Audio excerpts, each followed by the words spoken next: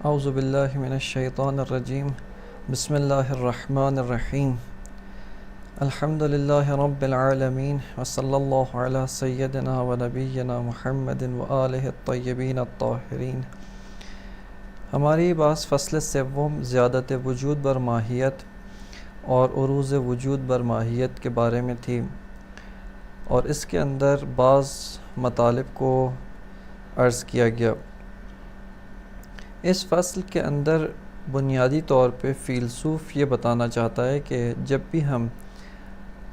سفسطے کو رد کرنے کے بعد سے اصل الواقعیت کو قبول کرتے ہیں اور واقعیت شناسی کے اندر مختلف اشیاء کو جو موجود ہیں ان کا مطالعہ کرتے ہیں، ان اشیاء کو مشاہدہ کرتے ہیں، یہاں پر ہمیں روش تحلیلی کی اساس پر ہر شے کے اندر دو جہات نظر آتی ہیں۔ اگرچہ جہات متعدد ہیں اور بھی جہات ہو سکتی ہیں، لیکن فی الحال اس مطالعے کی اساس پر و اس منظر و اس نگاہ سے ہمیں ہر شے کے اندر دو جہات نظر آتی ہیں۔ ایک جہت سے وہ شے بقیہ تمام اشیاء کے ساتھ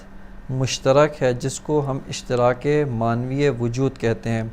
کہ وہ شے اس جہت موجودیت، اس جہت وجود کی اساس پر بقیہ تمام اشیاء دیگر و بقیہ تمام اور موجودات کے ساتھ شریک ہے اور ان موجودات کے ساتھ اشتراک رکھتی ہے۔ لیکن وہی شے جس جہت سے مغایرت رکھتی ہے بقیہ اشیاء کے ساتھ، وہی شے تمایز رکھتی ہے، متمایز ہوتی ہے، تو اس صورت میں وہ شے دوسری اشیاء سے فرق رکھتی ہے، یعنی وہی شے ایک اور جہت سے، ایک اور جنبے و ایک اور پہلو سے بقیہ اشیاء کے ساتھ تمایز و اختلاف رکھتی ہے۔ اور یہ جہت و جنبہ جس کو ہم نے کہا کہ یہ جہت یہ بیان کرتی ہے کہ یہ واقعیت کس طرح کی واقعیت ہے، یہ واقعیت کس جنس سے تعلق رکھتی ہے، یہ واقعیت کس نوع کی واقعیت ہے، کس قسم کی واقعیت ہے۔ یہاں پر جنس اور نوع سے مراد جنس و نوع منطقی نہیں ہے، جو منطق میں جنس و فصل وہ والا نہیں ہے، بلکہ جنس سے مراد یا نوع سے مراد کس قسم کی واقعیت ہے، کس طرح کی واقعیت ہے، اس واقعیت کی کیا کیفیت ہے۔ اور اس کو ہم نے اس جہت کو کہ جس سے ایک شے دوسری اشیاء کے ساتھ متمایز ہوتی ہے اور متغیر ہوتی ہے، اس کو ماہیت کہتے ہیں، اور اس کو مفہوم ماہوی فیلسوف قرار دیتا ہے۔ بس اس تقریر کی اساس پر وجود وہی جس کی تعریف ہم نے پہلے کی، بلکہ یوں کہا جائے کہ جو غنیت تعریف ہے، یا بے عبارت علامہ طباطبائی کہ جس کی تعریف لانا محال ہے، مفہوم عام میں ہستی جو تمام اشیاء میں شریک ہے، ماہیت وہ جہت اختصاصی جو ایک شے کو دوسری شے سے تمایز دیتی ہے، جو ایک شے کو دوسری شے سے جدا کرتی ہے، اس کو ماہیت کہتے ہیں۔ اور خارج میں ہر شے کے اندر یہ دو جہات، جہت ماہوی، جہت وجودی، جہت ماہوی، جہت وجودی، یہ اشیاء کے اندر موجود ہے۔ اب یہاں پہ خارج میں ہی یہ دو جہات آپس میں، اب وہ جہت ماہوی اس شے کو دیگر اشیاء سے تمایز دیتی ہے، یہ تو اپنی جگہ پہ مسلم آپ کی خدمت میں بیان کیا، لیکن ایک اور مطلب کہ خارج میں ہی یہ اس شے کی دو جہات ہیں، یہ دو جہات آپس میں بھی تغایر رکھتے ہیں، آپس میں بھی تمایز رکھتی ہیں اور آپس میں بھی تباین رکھتے ہیں، اور یہی معنی ہے زیادت وجود بر ماہیت کا، یعنی وہ جو جہت وجودی ہے اس جہت ماہوی کے اندر شامل نہیں ہے، اس جہت ماہوی کے اندر داخل نہیں ہے، بلکہ وہ جہت وجودی اس جہت ماہوی سے اختلاف و مغایرت رکھتی ہے، یعنی خارج میں ہی یہ دو جہات ایک شے کے اندر مغایرت رکھتی ہیں، کہ جب ایک انسان مدرک یعنی جو ادراک رکھتا ہے وہ اس شے سے روبرو ہوتا ہے، تو یہاں پر دو مفاہیم کو دو جہات سے انتزاع کرتا ہے، کہ اس لسان مشترک سے مفہوم وجود کو انتزاع کرتا ہے، اور وہ جو اس شے کی جہت ماہوی ہے وہ جہت اختصاصی ہے، اس سے وہ مفہوم ماہوی کو انتزاع کرتا ہے۔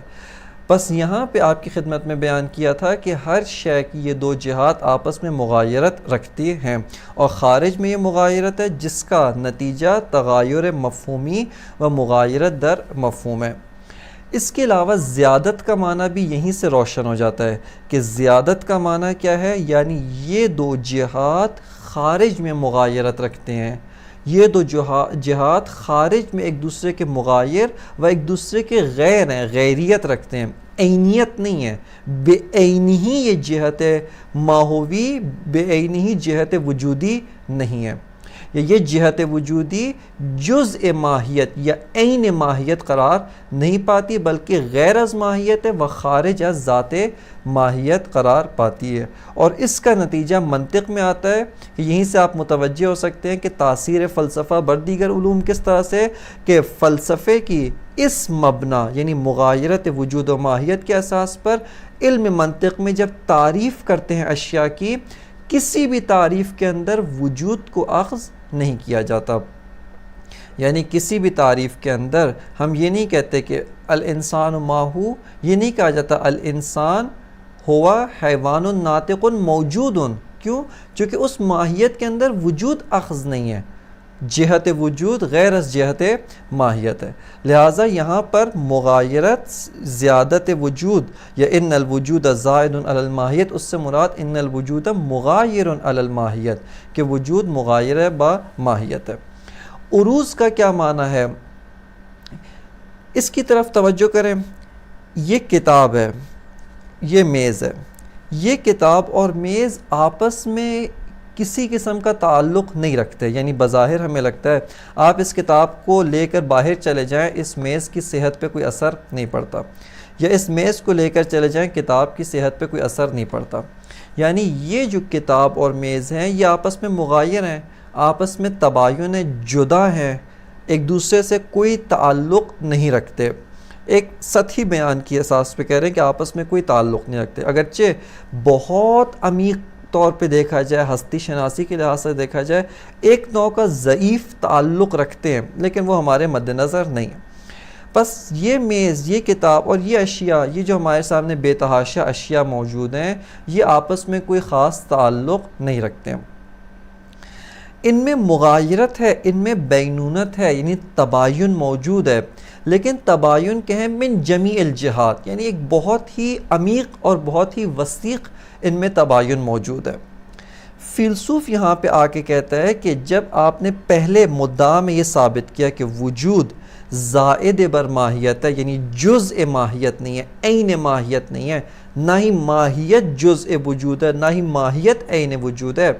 اب آپ یہ کہنا چاہتے ہیں کہ وجود اور ماہیت میں کسی طرح کا کوئی تعلق نہیں ہے، یعنی ایک ہی شے کا جب ہم مطالعہ کر رہے ہیں اور اسی شے کے اندر ایک جہت وجودی ہے، ایک جہت ماہوی، اور آپ نے یہ اس بات کیا کہ ایک ہی شے کی جہت وجودی اسی شے کی جہت ماہوی کے ساتھ مغایرت رکھتی ہے، یہاں پہ آیا اب آپ یہ بھی اس بات کرنا چاہتے ہیں کہ یہ دو الگ اشیاء ہیں، دو بالکل جدا چیزیں ہیں، میز اور کرسی کی طرح دو بالکل الگ موجودات ہیں، دو بالکل الگ ہی حقائق ہیں۔ یہاں پر فیلسوف پلٹ کے کہتے ہیں کہ نہیں، اگرچہ ہم کہتے ہیں کہ جہت ماہوی غیر از جہت وجودی ہے، جہت وجودی غیر از جہت ماہوی ہے، لیکن ہمارا مدعا یہ نہیں کہ اصلاً کسی طرح کا تعلق نہیں ہے، بلکہ فیلسوف کہتا ہے کہ یہاں پہ ان میں تعلق عروض ہے، یعنی تعلق خارج از ذات ہے، اور اس تعلق خارج از ذات کی وجہ سے، اس تعلق خارج از ذات کی اساس پر ہم یہ کہتے ہیں کہ یہ وجود اور ماہیت دونوں مل کر ایک شے کو تشکیل دیتے ہیں،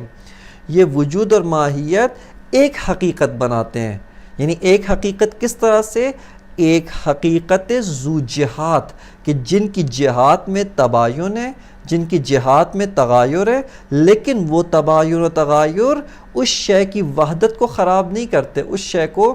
دو اشیاء یا اس شے کو متعدد اشیاء کے اندر تبدیل نہیں کرتے ہیں۔ اس کو کہتے ہیں عروض وجود بر ماہیت، یعنی وجود ماہیت کی ذات میں تو شامل نہیں ہے،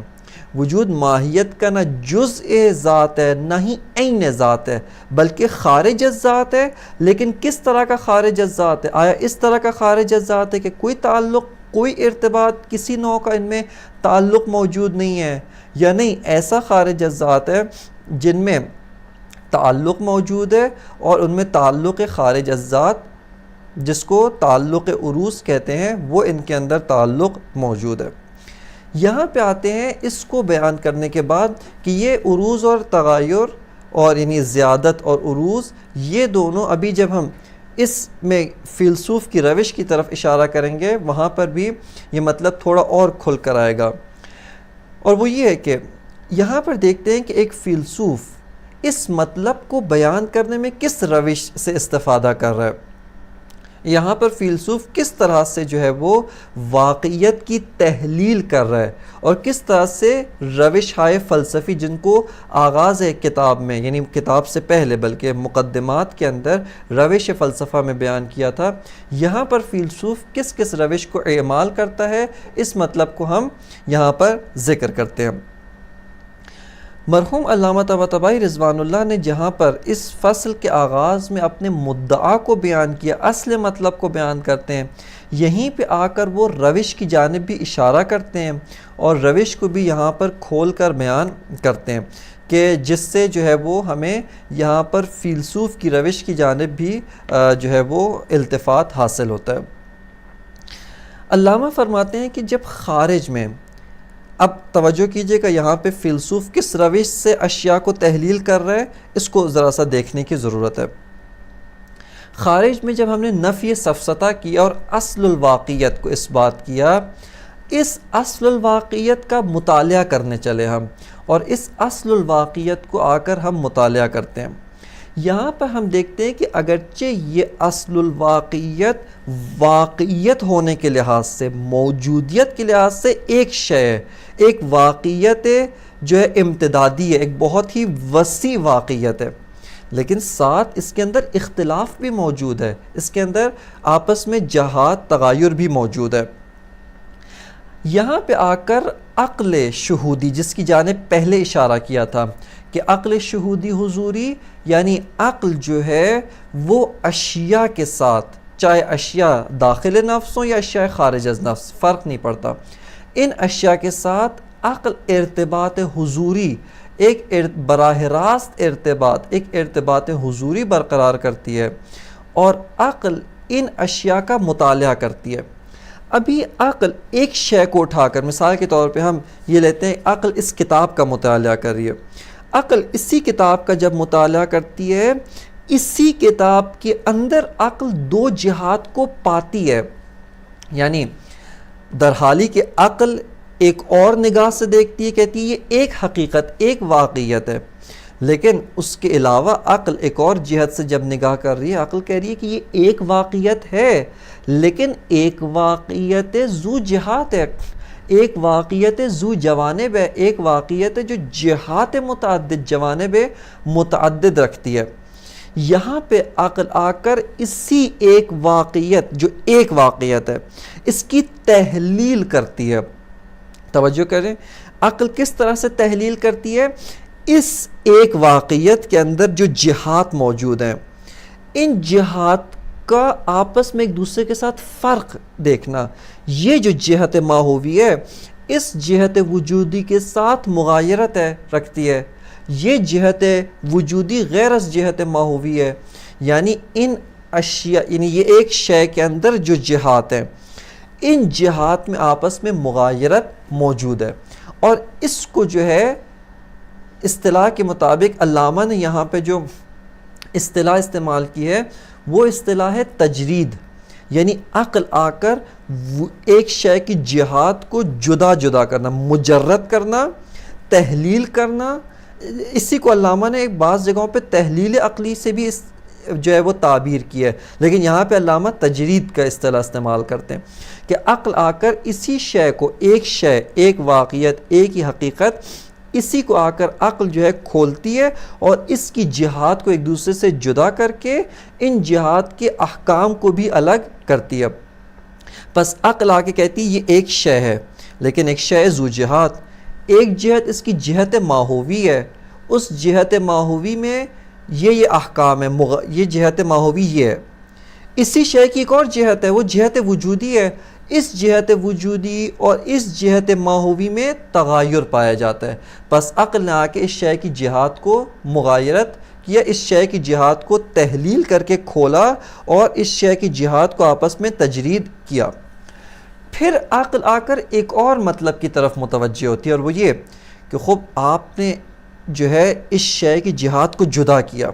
لیکن آیا یہ جو شے کی جہات جدا جدا ہے، آیا اس طرح سے جس طرح یہ میز ہے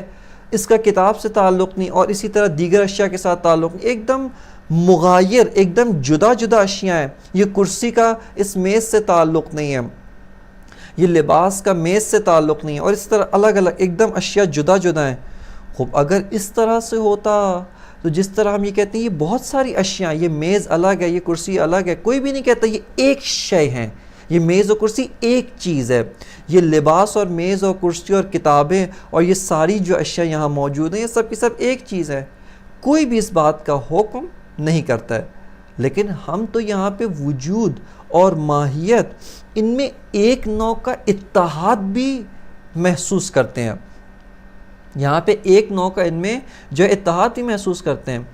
عقل آ کر اب اسی شے کی جب تحلیل کر کے جہات کی مغایرت کی، اب عقل آ کر ایک اور حکم کرتی ہے، اور وہ یہ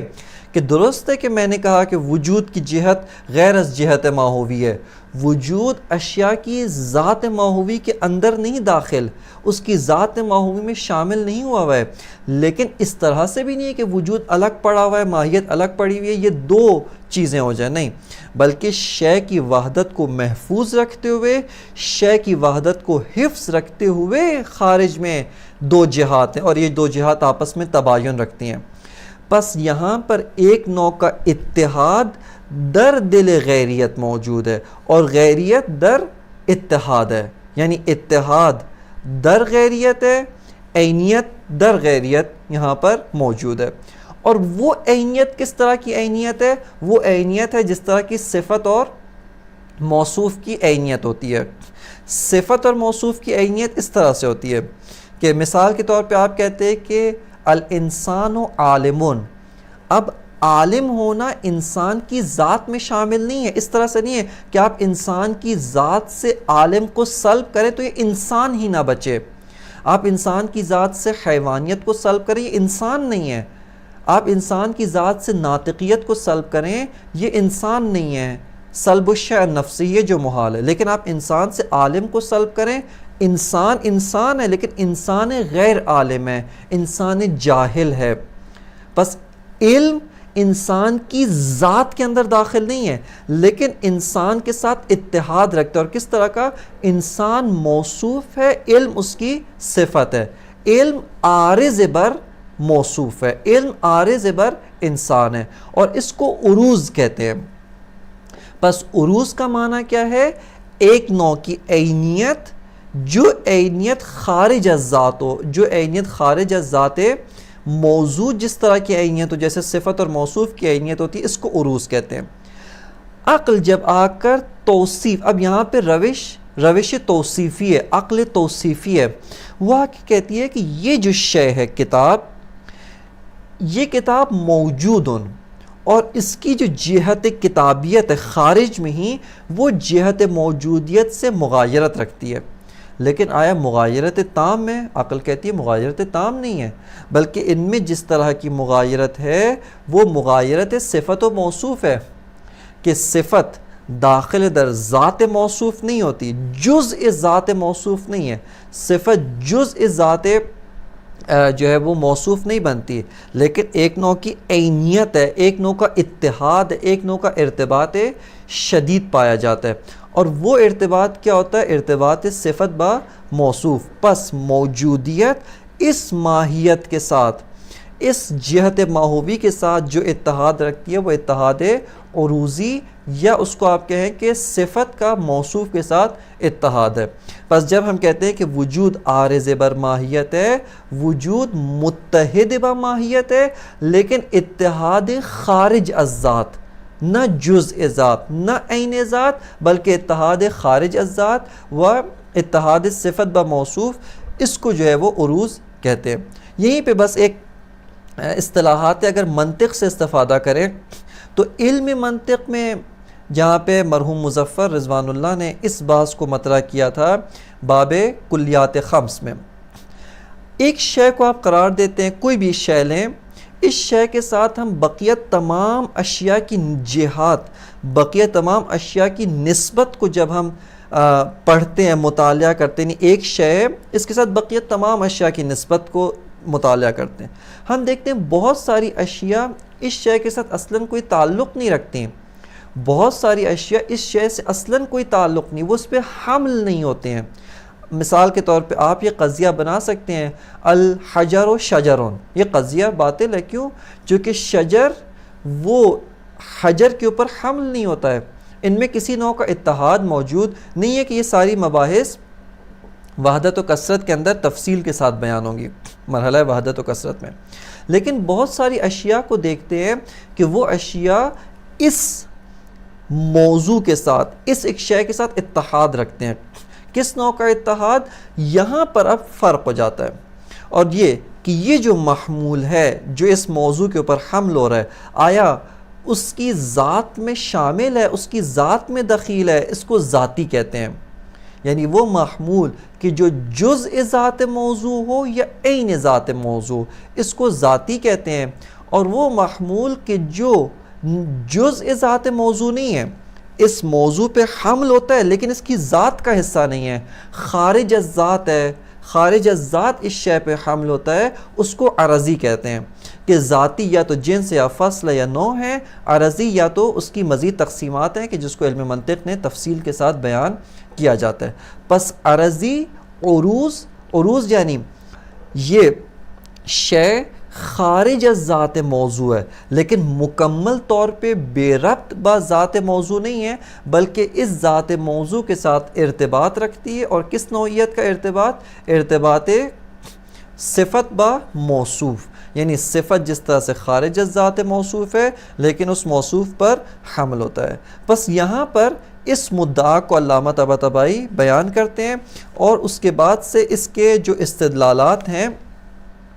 اس کو یہاں پر علامہ ذکر کر کے اس کو جو ہے وہ تقویت کرتے ہیں۔ آئیں اس عبارت کو دیکھتے ہیں، یہاں پر یہ پیراگراف انتہائی اہمیت کا حامل ہے۔ الفصل الثالث فی ان الوجود زائد علی الماہیت عارض لہا، فرماتے ہیں کہ فصل سوم یہ ہے کہ وجود زائد بر ماہیت ہے، یعنی وجود مغایر با ماہیت ہے، جہت وجودی مغایر با جہت ماہوی ہے، عارض لہا لیکن وجود عارض بر ماہیت ہے۔ وجود اس طرح سے نہیں ہے کہ تغایر تام نہیں ہے، بلکہ تغایر در دل عینیت، تغایر در عینیت موجود ہے۔ پس وجود مغایر با ماہیت ہے، عارض بر ماہیت ہے۔ بمعنی ان المفہوم من احدہما غیر المفہوم من الآخر، فرماتے ہیں کہ جو کس معنی میں وجود عارض بر ماہیت ہے، کس معنی میں وجود زائد بر ماہیت ہے لیکن عارض بر ماہیت ہے، فرماتے ہیں بمعنی ان المفہوم من احدہما غیر المفہوم من الآخر، کہ ایک سے جو کچھ سمجھ میں آتا ہے، یعنی وجود سے جو کچھ سمجھ میں آتا ہے وہی ماہیت سے سمجھ میں نہیں آتا۔ وجود سے جو مفہوم حاصل ہوتا ہے نفس کو بعینہ، وہی مفہوم ماہیت سے حاصل نہیں ہوتا۔ اور چونکہ مفاہیم میں مغایرت خارج میں ایک نوع کی مغایرت کی اطلاع دیتا ہے، مغایرت سے حکایت کرتا ہے، اس اساس پر تغایر مفہومی و تباین مفہومی حکایت از تغایر و تباین خارجی کرتا ہے۔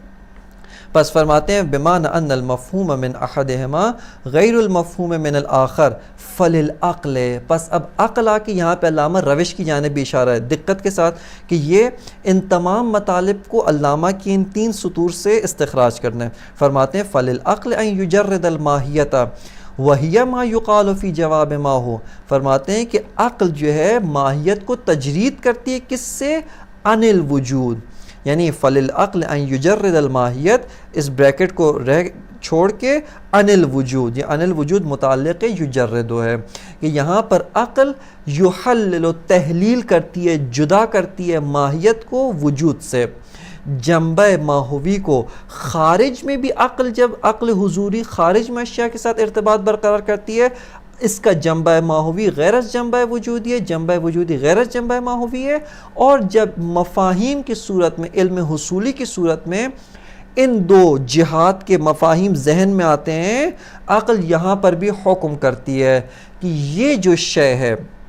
شے واحد، اس کی جہت وجودی سے جو مفہوم حاصل ہوا ہے وہ مفہوم غیر از مفہوم ماہوی ہے، یعنی اسی شے کی جہت ماہوی سے جو مفہوم حاصل ہوا ہے ان میں آپس میں غیریت ہے۔ بس فرماتے ہیں فَلِلْعَقْلِ أَنْ يُجَرِّدَ الْمَاهِيَّةَ وَهِيَ مَا يُقَالُ فِي جَوَابِ مَا هُوَ عَنِ الْوُجُودِ، پس عقل جو ہے ماہیت کو جدا کرتی ہے وجود سے۔ ماہیت کسے کہتے ہیں؟ فرماتے ہیں وَهِيَ مَا يُقَالُ فِي جَوَابِ مَا هُوَ، وہ شے، وہ جہت کہ جو اس شے کی ما ہوا کے جواب میں واقع ہو، یعنی اس شے کی جہت اختصاصی سے حکایت کرے، اس کو ماہیت کہتے ہیں۔ فَيَعْتَبِرُهَا وَحْدَهَا فَيَعْقِلُهَا، فرماتے ہیں پس عقل جو ہے اس ماہیت کو تنہا لحاظ کرتی ہے، تنہا اعتبار کرتی ہے، فَيَعْقِلُهَا، اور اس کو تنہا تعقل کرتی ہے، یعنی اس جنبہ ماہوی کے اندر وجود آ کر نہیں بیٹھا ہوا، اس جنبہ ماہوی کے اندر وجود دخیل نہیں ہے، بلکہ یہ جنبہ ماہوی غیر از جنبہ وجودی ہے۔ یہاں تک روش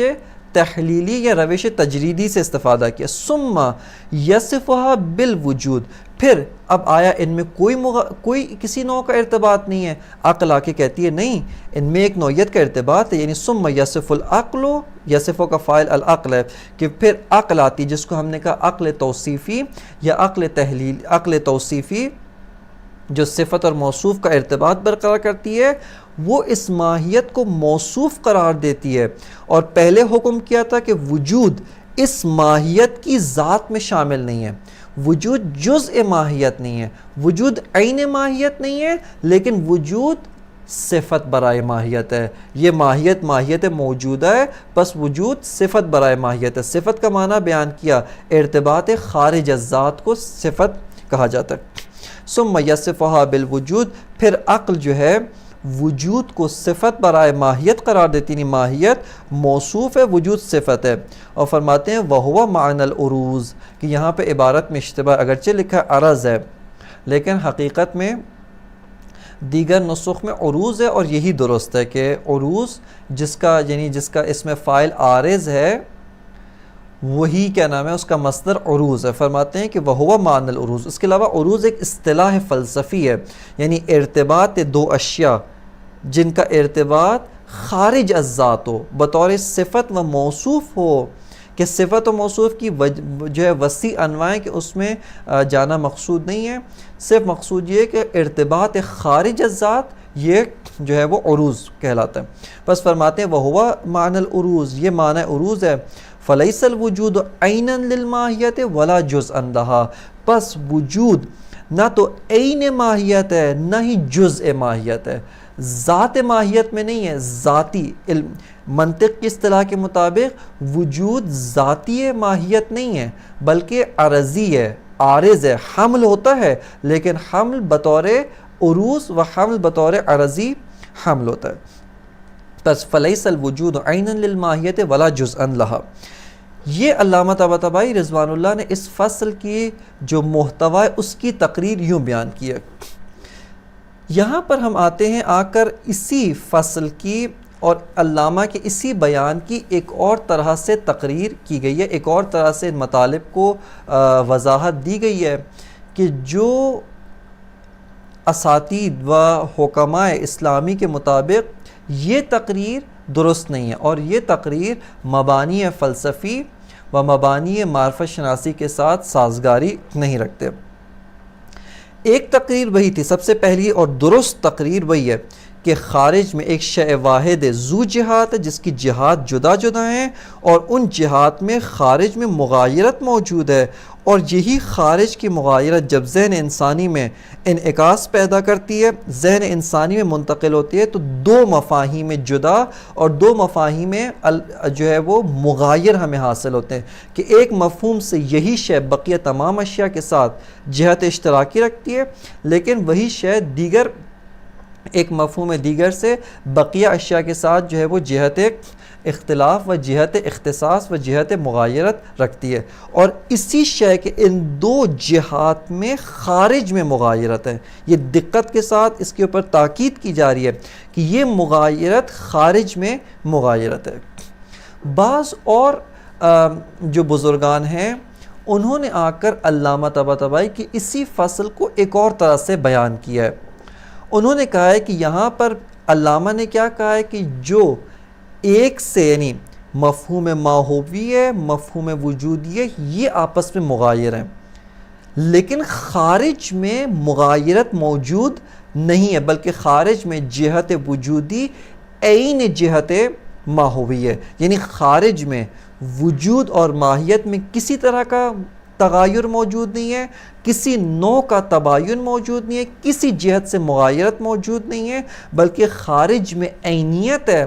خارج میں ان میں کسی طرح کا اختلاف موجود نہیں ہے۔ لیکن جیسے ہی ایک انسان اس شے سے روبرو ہوتا ہے، اس شے کی طرف متوجہ ہوتا ہے، اس کے ذہن میں آ کر دو جہات بن جاتی ہیں۔ بس ان بزرگان و ان اساتید کے مطابق جنہوں نے یہ تقریر دوم کی کہ خارج میں وجود اور ماہیت میں کسی نوع کا اختلاف نہیں ہے، خارج میں وجود اور ماہیت میں کسی جہت سے مغایرت موجود نہیں ہے، مغایرت ہے تو صرف اور صرف ذہن میں ہے، اور ذہن میں مفہوم ماہوی غیر از مفہوم وجودی ہے، ذہن میں مفہوم وجودی غیر از مفہوم ماہوی ہے، لیکن خارج از ذہن، خارج از واقعیت، خارج از نفس انسانی نہ وجود غیر از ماہیت ہے، نہ ہی ماہیت جو ہے غیر از وجود ہے، یعنی اسی ایک ہی شے کی ان دو جہات میں آپس میں کسی طرح کا تباین اور کسی جہت کی مغایرت خارج میں پائی نہیں جاتی۔ یہ ان اساتید کا قول ہے، اور ان اساتید نے اس فصل کو یعنی اس جو ہے مطلب کو اور اس فصل کو اس طرح سے تقریر کی ہے۔ بس ان کے مطابق جیسا آپ کی خدمت میں عرض کیا کہ صرف مغایرت ذہن میں ہے، خارج میں کسی طرح کی مغایرت موجود نہیں ہے، اور خارج میں ایک ہی شے میں کئی جہات نہیں ہیں۔ توجہ کیجئے گا، اس قول کا لازمہ کیا ہے؟ خارج میں یہ شے ایک ہی شے ہے، نہ یہ کہیں کہ ایک شے ذو جہات ہے، بلکہ خارج میں یہ ایک ہی شے ہے، ایک ہی حقیقت ہے، من جمیع الجہات ایک ہے، یعنی اس کے اصلا جہات ہی کوئی نہیں ہے، ایک ہی شے، کوئی جہت نہیں ہے، لیکن یہی شے جو خارج میں کوئی جہات نہیں رکھتی، جو خارج میں عینیت محض رکھتی ہے، خارج میں اس کی جہت وجودی عین جہت ماہوی ہے، جب ذہن میں آتی ہے، جب ذہن میں منعکس ہوتی ہے، جب ذہن کے اندر جو ہے وہ آتی ہے، اس وقت یہ چند مفاہیم میں تبدیل ہو جاتی ہے کہ ان مفاہیم میں تغایر موجود ہے اور ان مفاہیم میں مغایرت موجود ہے۔ یہ بعض اساتید نے اس فصل کی اس طرح سے تقریر کی ہے۔ یہ تقریر جو ہے بعض اور قواعد فلسفی اور بالخصوص قواعد معرفت شناسی کے ساتھ جو ہے وہ تعلق کے ساتھ جو ہے سازگار نہیں ہے، اور وہ جو ایک روش عقلیہ دیگر جو بیان کی تھی جس کو کہا تھا انسجام، یعنی عقل آ کر ان مباحث کو آپس میں منظم کرتی ہے، مرتبط کرتی ہے، اور دیکھتی ہے کہ کوئی بحث دیگر بحث فلسفی کے ساتھ تعارض، دیگر بحث فلسفی کے ساتھ تعاند اور ٹکراؤ تو نہیں رکھتی۔ یہاں پہ عقل ان دو چیزوں میں یعنی اس تقریر دوم میں اور دیگر کافی ساری مباحث فلسفی کے اندر احساس تعارض کرتی ہے، اور وہ اشکالات کی شکل میں اس تقریر کے اوپر ہم پیش کرتے ہیں، اور وہ یہ ہے کہ اس تقریر کے اوپر بعض اشکالات معرفت شناسی وارد ہوتے ہیں۔ سب سے پہلے ایک مختصر سا تعارف معرفت شناسی کا، کہ یہ مقدمے کے اندر اس کو ذکر نہیں کیا۔ معرفت شناسی وہ علم ہے کہ جو معرفت کے بارے میں بحث کرتا ہے، جو معرفت سے گفتگو کرتا ہے، یعنی انسان علم رکھتا ہے، انسان ادراک رکھتا ہے، خود ادراک ایک اور علم بمعنی مجموعہ مسائل، جیسے علم فلسفہ، علم منطق، مجموعہ مسائل جو ایک موضوع اور ایک موضوع کے محور میں ہوتے ہیں، اس کو علم کہتے ہیں۔ یہ جو علم ہے، علم جس کو جو حصول الصورت الشیء عند العقل، یہ جو علم ہے، ادراک ہے، یہ علم اور ادراک اس معنی میں یہ ایک اور علم بمعنی مجموعہ مسائل کا موضوع واقع ہوتا ہے، اور اس علم کے اندر، اس علم بمعنی مجموعہ مسائل کے اندر اس ادراک کے عوارض ذاتیہ سے گفتگو کی جاتی ہے۔ یہاں پر بحث ہوتی ہے کہ آیا ہمارا علم مطابق با واقعیت ہے یا مطابق با واقعیت نہیں ہے، اس طرح سے کہ آیا ایک انسان جس طرح سے واقعیت خارج میں ہے، جس طرح سے واقعیت حقیقت میں موجود ہے، جس طرح سے اشیاء خارج میں موجود ہیں، حقیقت رکھتی ہیں، کیا انسان ان اشیاء کو بطور واقعی، بطور حقیقی درک کر سکتا ہے یا درک نہیں کر سکتا؟ آیا علم بے اشیاء، یعنی ہم کہتے ہیں کہ یہ علم ہے، یہ شے، یہ کتاب ہے، آیا انسان ان اشیاء کا علم واقعی اس کے لیے ممکن ہے یا ممکن نہیں ہے؟ جیسا کہ بہت سارے افراد نے آ کے معرفت شناسی میں انکار کیا کہ ہمیں اشیاء کا علم واقعی و علم حقیقی ممکن نہیں ہے، بلکہ اشیاء کا علم ہمیں اس طرح سے ہوتا ہے کہ ہمارا ذہن اشیاء میں تصرف کرتا ہے، ہمارا ذہن اشیاء کو اپنے مطابق بنا کر جو ہے وہ ان کو پیش کرتا ہے، اور جس طرح سے اشیاء خارج میں ہے، واقعیت میں، ان کا علم حاصل کرنا ہمارے لیے ممکن نہیں ہے۔ اور فلسفہ غرب اس کی اساس یہی ہے کہ ہمیں واقعیت کا علم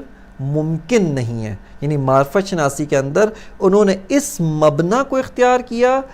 کہ واقعیت اشیاء کا علم ممکن نہیں ہے، اور ہم اشیاء کی جو واقعیت ہے اس کا علم اس طرح سے کہ جس طرح سے اشیاء موجود ہیں حاصل نہیں کر سکتے۔ فلسفہ اسلامی و معرفت شناسی در سنت اسلامی کی اساس پر عقل انسانی و نفس انسانی اشیاء کا علم حاصل کر سکتا ہے، اور اشیاء کا علم اس طرح سے حاصل کر سکتا ہے جس طرح سے اشیاء حقیقت میں اور واقعیت میں موجود ہیں، جس طرح سے اشیاء کی حقیقت ہے، جس طرح سے اشیاء کی واقعیت ہے، جس طرح سے اشیاء موجود ہیں، ہم حقیقت اور واقعیت میں اشیاء کا علم حاصل کر سکتے ہیں، اور یہی اصل اور یہی اساس معرفت اسلامی ہے، اور اسی کی بنیاد پر ہم قائل ہیں کہ علم مطابق با واقعیت ہے، اور واقعیت عین علم، یعنی عینیت بین ادراک و خارج، عینیت بین مفاہیم و خارج۔ ایک عینیت کس جہت سے؟ عینیت از جہت علم، عینیت از جہت تطابق، کہ جو اپنے مقام پہ جس کو تفصیل کے ساتھ بیان کرنے کی ضرورت ہے۔ بس یہاں پر اس علم کے اندر، اس بحث کے اندر، اس مقام پہ معرفت شناسی سے استفادہ کرتے ہوئے ہم یہ کہتے ہیں کہ انسان، یعنی معرفت شناسی ہے در سنت اسلامی، در آثار حکماء اسلامی، اس کی اساس پر علم انسان کے لیے ممکن ہے، اور انسان واقعیت کا علم جس طرح سے واقعیت ہے اس طرح سے حاصل کر سکتا ہے۔ یہ ایک مطلب۔ اس معرفت شناسی کی اساس پر ہم خارج سے منفعل ہیں، یعنی انسان، ادراک انسانی، حواس انسانی خارج سے منفعل ہوتے ہیں، کہ یہاں پر انفعال کا معنی یہ ہے کہ خارج انسانی نفس پہ اثر ڈالتا ہے، تاثیر ڈالتا ہے، جس کے نتیجے میں نفس انسانی میں یہ مفاہیم، یہ آثار اس کے نتیجے میں وجود میں آتے ہیں، اور نفس انسانی ان اشیاء کو درک کرتا ہے۔ ہم اس بات کے قائل نہیں ہیں کہ جس طرح سے حکماء غربی کہتے ہیں کہ علم اشیاء پہ اثر ڈالتا ہے، یعنی ہمارا علم اشیاء کو بدل دیتا ہے، یہ مبنی درست نہیں ہے، یہ مبنی باطل ہے، اساس سے باطل ہے، اور اس مبنی کی اساس پر جو ہے وہ علم میں بھی واقعیت ممکن نہیں ہے۔ لیکن فلسفہ اسلامی کے اساس پر، معرفت شناسی اسلامی کے اساس پر اشیاء ہمارے علم میں اثر ڈالتی ہیں، اور ہم اشیاء سے خارج سے منفعل ہیں، خارج سے ہمارا نفس متاثر ہوتا ہے، اور اس تاثر کے نتیجے میں ہم اشیاء کی معرفت اس طرح سے حاصل کر سکتے ہیں جس طرح سے اشیاء حقیقت اور واقعیت میں موجود ہیں۔ بس معرفت اسلامی کے اساس پر علم میں واقعیت اس طرح سے کہ جس طرح سے اشیاء موجود ہیں اور حقائق موجود ہیں ممکن ہے۔ اور اس اصل کا، یہ جو معرفت اسلامی نے جو اصل تأسیس کی ہے، اس اصل کو اصل انفعال کہتے ہیں کہ نفس انسانی منفعل از خارج ہے. یہ ایک مطلب، اس کو توجہ کے ساتھ اب آتے ہیں، آ کر ہم ملاحظہ کرتے ہیں. یہ قول جو تقریر دوم ہے، قول دوم ہے، یہ کہتا ہے کہ مفاہیم ہمارے ذہن میں مغایر ہے لیکن خارج میں مغایرت نہیں ہے. ہم کہتے ہیں کہ یہ جو اصل ہے، یہ اصل، یہ جو آپ نے قول کیا، یہ اصل انفعال کے ساتھ سازگار نہیں ہے. کیوں؟ چونکہ مغایرت مفہومی ہمیں خارج میں ایک نوع کی مغایرت سے حکایت کرتی ہے. عینیت مفہومی، عدم مغایرت مفہومی، یہ خارج میں عینیت کو بیان کرتا ہے،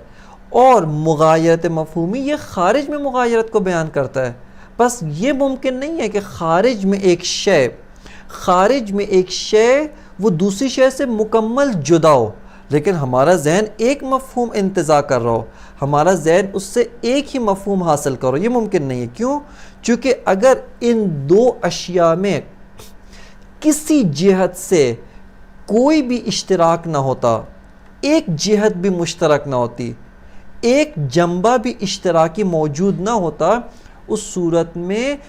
یہ شے کبھی بھی ذہن کو ایک مفہوم نہیں دے سکتی ہے، بلکہ یہ شے ذہن کو متعدد مفاہیم دے گی جن میں آپس میں کوئی تعلق نہیں ہے. لیکن ہم دیکھتے ان تمام اشیاء سے ہم ایک مفہوم موجود حاصل کر رہے ہیں، ایک مفہوم حاصل کر رہے ہیں، اور اس مفہوم کے حمل میں جو فصل دوم کا مدعا تھا کہ وجود مشترک معنوی ہے، وہ بھی یہیں سے کہ اس اصل انفعال کے اساس پہ ہم دیکھتے ہیں وجود سب پہ حمل ہو رہا ہے. جب وجود ان سب اشیاء پہ حمل ہو رہا ہے، ایک ہی معنی میں حمل ہو رہا ہے، اور حمل میں حمل کے لحاظ سے فرق نہیں پاتے. بس یہاں سے ہماری عقل حکم کرتی ہے کہ چونکہ مفہوم میں عینیت ہے لہٰذا مصادیق میں بھی اس جنبہ موجودیت سے، اس جہت موجودیت سے عینیت ہونی چاہیے، اور یہ ساری اشیاء جہت موجودیت سے خارج میں وہ ایک نوع کا اشتراک و خارج میں ایک نوع کی عینیت رکھتے ہیں. بس یہاں سے ہم نے دیکھا کہ اس جہت موجودیت جو مفہوم کی شکل مشترک معنوی ہے، خارج میں یہ بطور جو ہے جہات وجودی کی اس طرح سے یہ اشتراک ہے. لیکن یہیں پہ ہماری عقل دیکھتی ہے کہ اگر مفہوم ماہوی غیر از مفہوم وجودی، یعنی اسی شے کتاب، اس کا مفہوم ماہوی غیر از مفہوم وجودی ہے، اب آ کر کوئی یہ ادعا کرے کہ نہیں خارج میں عینیت ہے، وجود مغایر بماہیت نہیں ہے، صرف ذہن میں آ کے وجود مخالف بماہیت و مغایر بماہیت ہوتا ہے، ہم اس کو جواب دیں گے کہ آپ کے اوپر اشکالات معرفت شناسی وارد ہوتے ہیں، اور آپ اس اصل انفعال سے جو ہے وہ تخطی کر رہے ہیں. کیونکہ اصل انفعال کے اساس پہ ہم منفعل از خارج ہیں، اور چونکہ ذہن میں دو مفاہیم مغایر موجود ہیں، پس حتماً خارج میں دو جہات ہیں جن جہات میں آپس میں تغایر و تباین موجود ہے، اور اس کو جو ہے وہ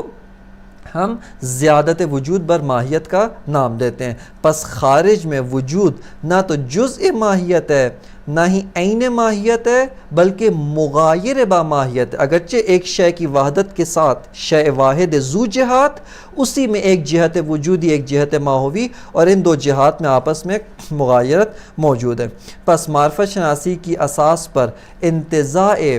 مفہوم واحد من جہت واحد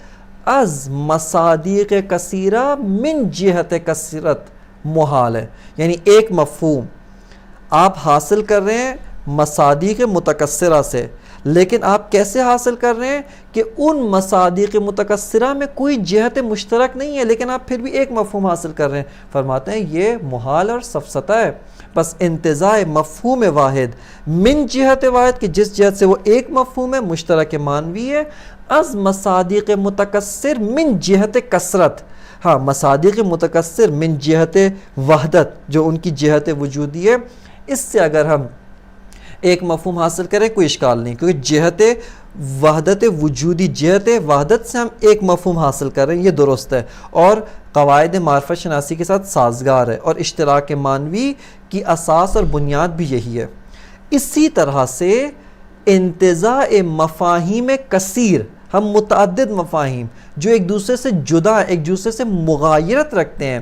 من شیء واحد، ایک شے سے مفاہیم متعدد کو انتزاع کرنا من جہت واحد یہ بھی محال ہے، پس حتماً اس شے واحد میں جہات متعدد ہیں، اس شے واحد میں جوانے بھی متعدد ہیں کہ جن سے ہم مفاہیم متعدد کو حاصل کرتے ہیں، اور یہ اصل انفعال کے ساتھ سازگار ہے۔ اور یہی معنی ہے عروض، یہی معنی ہے زیادت وجود بر ماہیت اور مغایرت وجود با ماہیت۔ اس کا معنی بھی یہی ہے کہ وجود نہ تو ماہیت کی نسبت جزء ذات ہے اور نہ ہی عین ذات ہے۔ اور علامہ طباطبائی یہاں پر یہی بیان کر رہے ہیں کہ علامہ خارج کی طرف ناظر ہیں، اور یہیں پہ تبھی علامہ یہاں پر یہ فرماتے ہیں شروع میں کہ ایک سے جو کچھ سمجھ میں آتا ہے مفہوم من احدہما غیر المفہوم من الآخر، جہت وجودی سے جو کچھ سمجھ میں آتا ہے غیر از جہت ماہوی ہے، لیکن نتیجہ علامہ خارج کا لیتے ہیں، اور وہ کیا ہے کہ خارج میں عقل جو ہے کہتی ہے کہ یہ دو جہات جدا ہیں، وجود عین ماہیت نہیں ہے، وجود جزء ماہیت نہیں ہے، غیر از ماہیت ہے، اور وجود جو ہے وہ کیا نام ہے عارض بر ماہیت ہے، اور وجود اتحاد عروض با ماہیت رکھتا ہے۔ یہاں پر ایک اور مطلب کو ذکر کر کے جو اسی مسئلے کے اندر یہ اسی فصل کی تقریر دوم، یعنی پس اب آپ نے ملاحظہ کیا کہ خود حکماء ان کے دو گروہ ہیں، ایک گروہ کہتا ہے خارج میں مغایرت ہے، پس ذہن میں مغایرت ہے، اور علامہ اسی گروہ میں سے، علامہ انہی گروہ حکماء و فلاسفہ میں جو خارج میں مغایرت کے قائل و اس کے بالتبع ذہن میں مغایرت کے قائل ہے۔ دوسرا گروہ حکماء ہے جو ذہن میں مغایرت کا قائل ہے لیکن خارج میں وجود اور ماہیت کو جدا نہیں مانتا، بلکہ عینیت وجود و ماہیت در خارج کا قائل ہے۔ ایک اور گروہ سوم ہے کہ جو اساسی طور پہ زیادت وجود و ماہیت کے قائل نہیں ہے، اور یہیں سے ہمیں معلوم ہوتا ہے کہ اس فصل کا فصل دوم کے ساتھ ایک عمیق و گہرا ارتباط موجود ہے، اور وہ یہ کہ فصل دوم میں ہم نے کہا تھا وجود مشترک معنوی ہے، مشترک لفظی نہیں ہے، یعنی وجود ایک ہی معنی میں تمام موضوعات پہ حمل ہوتا ہے، نہ جس طرح سے اشاعرہ کہتے ہیں کہ جس موضوع پر وجود حمل ہوتا ہے وجود اسی موضوع کا معنی دیتا ہے۔ الانسان موجود کا معنی کیا؟ الانسان انسان، البقر موجود یعنی البقر بقر۔ وہ افراد کہ جو اشتراک لفظی وجود کے قائل ہیں اس فصل میں آ کر زیادت وجود با ماہیت کے قائل نہیں ہیں، وہ عینیت وجود با ماہیت کے قائل ہیں۔ تبھی دقت کے ساتھ اس مطلب کی طرف توجہ کیجیے گا کہ جو فصل قبلی میں اشتراک معنوی وجود کے قائل ہیں جیسے حکماء وہ اشتراک معنوی وجود کے قائل ہیں، اس فصل میں وہ زیادت وجود با ماہیت کے قائل ہیں، اور جو حکماء جو گروہ جو متفکرین کہ اشاعرہ کہا کہ وہ اشتراک لفظی وجود کے قائل ہیں، وہ اس مقام پر آ کر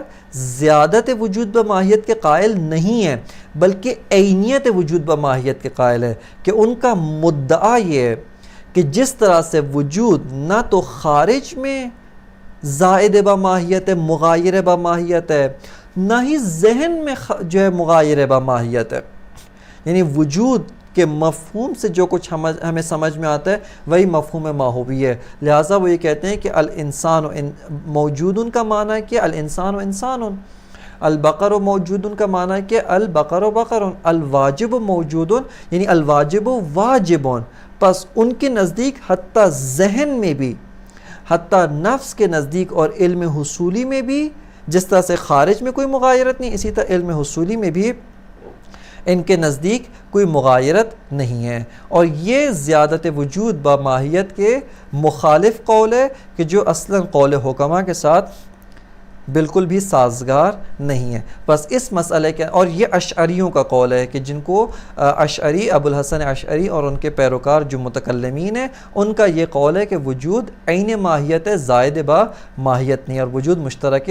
لفظی ہے، مشترک معنوی نہیں ہے۔ یہ قول مخالف آپ کی خدمت میں عرض کیا۔ اس کے بعد سے اب علامہ طباطبائی اس مسئلے کو، مسئلہ زیادت وجود با ماہیت و عروض وجود با ماہیت کو علامہ طباطبائی ایک مسئلہ نظری قرار دیتے ہیں اور مسئلہ نظری قرار دے کر علامہ اس کے اوپر بعض ادلہ اور بعض براہین ذکر کرتے ہیں کہ چونکہ وقت یہاں پہ ختم ہے لہٰذا ان ادلہ و براہین کو درس بعدی کے اندر تفصیل کے ساتھ دیکھا جائے گا۔ وصلی اللہ علی سیدنا و نبینا محمد و آلہ الطیبین الطاہرین۔